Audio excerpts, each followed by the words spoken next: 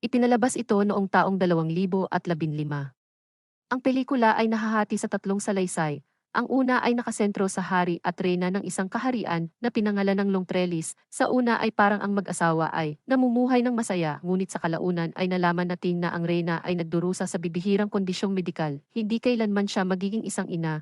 Dahil dito, ang reyna ay laging masama ang loob. Pagkakita sa kanyang asawa sa ganitong estado, ipinatawag ng hari ang pinakamahusay na mga doktor at manggagamot mula sa lahat ng sakop ng kaharian, ngunit sa kasamaang palad wala sa kanila ang makagamot sa misteryosong sakit. Sa kabila nito, ang hari ay sinusubukan ang kanyang makakaya upang mapasaya ang kanyang reyna.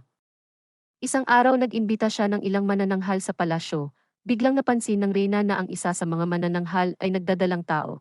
Siya ay nainggit at nagsimulang magbasag ng mga bagay pagkatapos pumasok sa kanyang silid. Nang nalaman ng hari ang tungkol dito ay pinuntahan niya ang reyna at sumumpa na gagawa ng paraan para maresolba ang problema niya. Isang gabi, isang necromancer ang dumating sa palasyo at nagsabi na kaya niyang lutasin ang problema ng pagbubuntis ng reyna.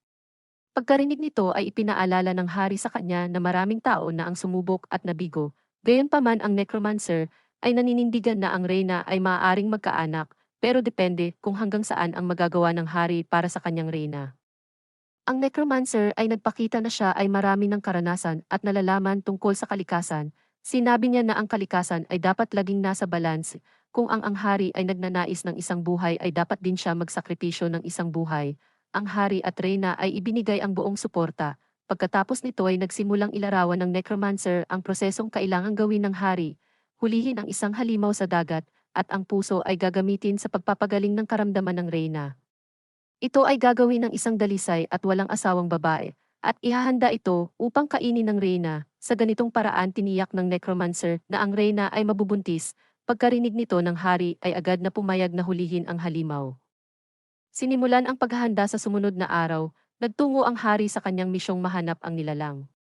Nang makitang natutulog ang halimaw ay nilapitan ito ng hari at inatake. Matagumpay na napatay ang halimaw, ngunit kritikal na sugatan sa pakikipaglaban ang hari.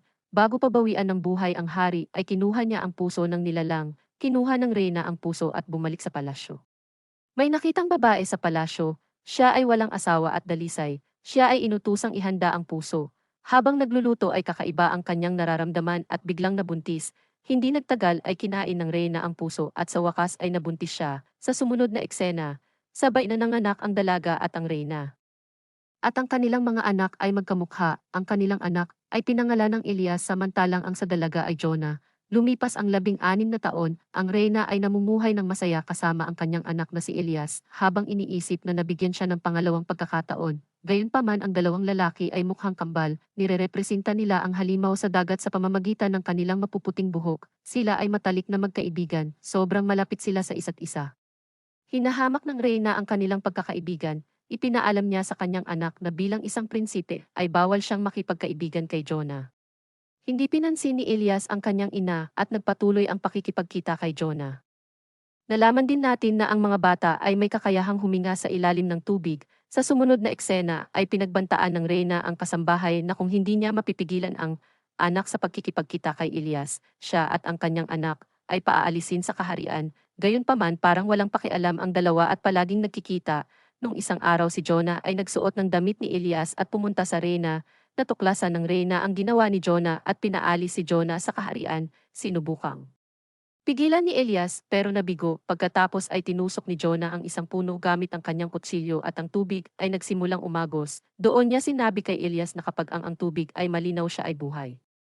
At kapag ito ay naging pula, ang buhay ni Jonah ay nasa panganib. Pagkatapos sabihin ay naglakad siya palayo, palagi ang sinusuri ni Elias ang tubig upang makita kung ito ay naging pula. Isang araw ay namula ang tubig at napagtanto na nasa panganib si Jonah para mahanap ang kaibigan. Iniwan niya ang kaharian nang hindi nagpapaalam sa kanyang ina. Pagkatapos ng mahabang paghahanap, nakarating siya sa bahay ni Jonah at natuklasan niya na si Jonah ay nagpakasal sa isang dalaga. Akala ng mga tao doon na siya si Jonah dahil sa kanilang parehong hitsura. Nalaman niya na pumunta si Jonah sa kagubatan at 5 araw na ang nakalipas, ngunit hindi pa bumabalik, umalis si Elias para hanapin si Jonah. Habang ang reyna ay nag-aalala, nilapitan niya ulit ang necromancer. Sinabi ng necromancer na kung gusto niyang makabalik ang kanyang anak ay kailangan niyang magsakripisyo ng buhay. Agad naman itong tinanggap ng reyna. Si Jonah ay nakitang sugatan sa loob ng kuweba. Tinangka siyang patayin ng isang lumilipad na nilalang. Matapos marinig ang kanyang sigaw, agad na nahanap ni Elias si Jonah at pinatay ang nilalang gamit ang kanyang espada. Ang hindi alam ni Elias na ang nilalang ay walang iba kundi ang kanyang sarili ina. Ngunit ang napagkasunduan ay buhay para sa buhay. Sa huli ay si Elias ang naging hari. Dito nagtatapos ang unang bahagi ng kwento. Ang pangalawang kwento ay tungkol sa isang hari at dalawang matanda. Nakatuon ang kwento na ito kay Ima at Dora. Ang hari ay mahilig sa mga babae at malakas siyang uminom. Ngunit hindi pa niya nahahanap ang kanyang reyna. Taglay niya ang impluensya at kapalaran na pakasalan ang sinumang naisin. Dalawang matandang magkapatid na babae ang naninirahan malapit sa palasyo. Ang kanilang pangalan ay Dora at Imma. Si Dora ay isang matalino at makasariling babae, habang si Emma ay prangka.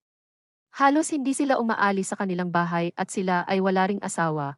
Ngunit hindi ka panipaniwala na ang kanilang mga boses ay kaaya-aya. Isang umaga narinig ng hari na kumakanta si Dora at agad na namangha sa boses niya. Nagpa siya ang hari na makipagkita sa kanya.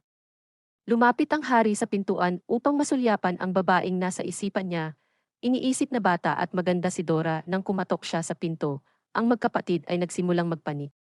Alam nilang magagalit ang hari kapag natuklasan ang kanilang hitsura. Gumawa sila ng plano at hiniling ni Dora sa hari na bumalik pagkatapos ng isang linggo. Sa sumunod na eksena ay pinagsisikapan ng magkapatid na gawing maganda at bata ang kanilang mga daliri. Tinakpan ni Dora ang kanyang daliri ng herbal na dahon ngunit ito ay nanatiling pangit. Sa kabilang banda, ipinasok ni Emma ang kanyang daliri sa kanyang bibig sa loob ng maraming araw at nagdulot ng magandang resulta. Isang linggo ang lumipas at bumalik ang hari. Ipinapakita ni Dora ang daliri ni Ima sa halip na ang kanyang daliri. Naramdaman ng hari na natagpuan na niya ang pag-ibig ng kanyang buhay. Ang magkapatid na babae ay mas nag-alala dahil kapag natuklasan ng hari ang katotohanan ay malamang tapusin ang kanilang buhay. Iminungkahi ni Dora na makikipagsiping lamang siya sa hari kung ito ay sa ganap na kadiliman. Sumang-ayon ang hari. Sa sumunod na eksena ay sinimulang idikit ni Ima ang balat ni Dora upang ito ay magmistulang balat ng batang babae. Sa mga bantay mula sa palasyo ang dumating upang kunin si Dora, nababalot ng kadiliman ang palasyo. Nakipagsiping ang hari kay Dora. Kinaumagahan ay napagtanto ng hari na siya ay nagpalipas ng gabi kasama ang isang matanda at pangit na babae. Sa galit ay iniutos niya sa mga gwardiya na itapon si Dora sa bintana. Sa kabutihang palad ay nakaligtas siya sa kamatayan. Nasaksihan ni Dora ang mahika ng isang mangkukulam at pinalitan ang kanyang hitsura ng isang magandang binibini na may mahabang buhok. Kinabukasan ay pumunta ang hari sa gubat para sa pangangaso. Nang makita ang batang Dora ay agad na umibig ang hari at nagpa siyang gawin siyang reyna. Hindi alam ni Dora kung paano siya naging magandang dalaga. Ngunit naalala niya ang kanyang kapatid na si Ima. Inimbitahan niya si Ima sa kasal niya na hindi makapaniwala sa batang itsura ni Dora. Kapag nagtatanong si Emma kung paano nangyari iyon ay sarkastikong sinagot siya ni Dora na binalatan niya ang lumang balat. Gayunpaman si Emma ay naniwala at nagtungo sa isang panday bakal para balatan ang kanyang lumang balat kapalit ng isang kwintas. Dahil sa tanga ang panday ay dinala si Emma sa gubat at itinali sa puno at inalis ang kanyang balat. Sa sumunod na eksena ay bumalik si Emma sa palasyo at siya ay pumanaw din. Sa paglipas ng panahon si Dora ay nagsimulang tumanda. Ang kanyang balat ay bumabalik sa dati. Nang napagtanto niya na siya ay tumatanda, siya ay tumakbo papalayo sa palasyo. Kasunod nito ay ipinakita sa atin ang pangatlong kwento na tungkol din sa isang hari. Ang hari ay may kakaibang katangian. Ang hari ay may anak na babae na pinangalan ng Violet na hindi niya kailanman tunay na minahal. Isang araw ay nakakita ang hari ng isang insekto sa kamay niya na sumisipsip ng kanyang dugo. Sa halip na patayin, ito ay hinayaan niya lamang sumipsip. Itinago niya ang insekto sa isang kahon at hinahayaan itong pakainin ng kanyang dugo araw-araw. Lumipas ang panahon, ay lumaki ang insekto. Si Violet ay lumaking isang magandang dalaga. Pangarap niyang makapag-asawa ng isang prinsipe. Ngunit walang pakialam ang iresponsableng hari dahil lagi siyang abala sa kanyang alagang hayop. Sa kasamaang palad isang araw ang hayop ay nagkasakit at namatay. Binalatan niya ito. Sinabi sa kanyang anak na dumating na ang oras para humanap ng asawa sa pamamagitan ng isang kompetisyon. Masaya itong narinig ni Violet, ngunit gusto niyang mahanap ang asawa na talagang gusto niya. Sa kabila nito ay pumayag siya sa pasya ng hari nang dumating na ang kompetisyon. Ibinalita na kung sino ang makakahula sa pangalan ng balat ng hayop ay siyang mananalo. Maraming sumubok pero walang makasagot dahil ang insektong iyon ay hindi kailanman lumaki. Pagkatapos ay dumating ang Isang kakaibang mukhang dambuhala sa palasyo, gusto din niyang makilahok sa kompetisyon, pinahintulutan ito ng hari. Inamoy ng lalaki ang balat at nahulaan ang tamang sagot. Nang marinig ito ni Violet ay tumakbo siya palayo at nagtangkang wakasan ang sarili. Gayunpaman ay pinakalma siya ng hari at sinabi na hindi siya maaaring masira sa kanyang pangako. Umalis na walang ibang pagpipilian si Violet. Sa sumunod na eksena ay dinala si Violet ng dambuhala sa kabundukan. Siya ay umiiyak araw-araw. Isang araw nang umalis ang dambuhala, nakakita si Violet ng isang babae sa kalapit na bundok. Humihingi siya ng tulong at ipinaliwanag ang nangyari sa kanya. Nakiramay ang ginang sa kanya at nangako na babalik para siya ay tulungan. Sa sumunod na araw dumating ang ginang kasama ang kanyang pamilya. Bumalik sila para iligtas si Violet. Habang inililigtas si Violet ay dumating ang dambuhala, ngunit sila ay matagumpay na maputol ang lubid at nahulog ang dambuhala.